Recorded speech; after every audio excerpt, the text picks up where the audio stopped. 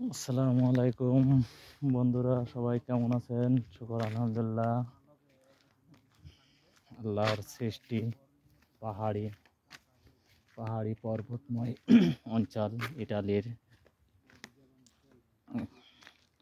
এখানে ইটালির Joytun olive oil তৈরি করে সে জয়তুন ফল, যেগুলো খুবই বিখ্যাত। অলিভ অয়েল ইটালির, দেখলে বুঝতে পারবেন কত সুন্দর বাগান, পাহাড়ি অঞ্চল।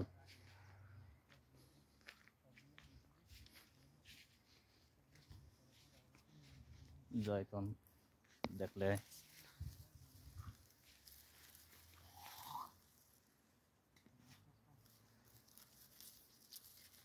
এই যে জয়তুন পাকছে, কালো হয়ে গেছে।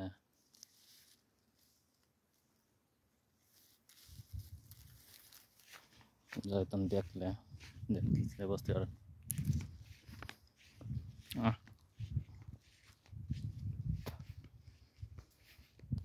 যে তিন ফলের গাছ, তিন ফল গাছে নাই এখন।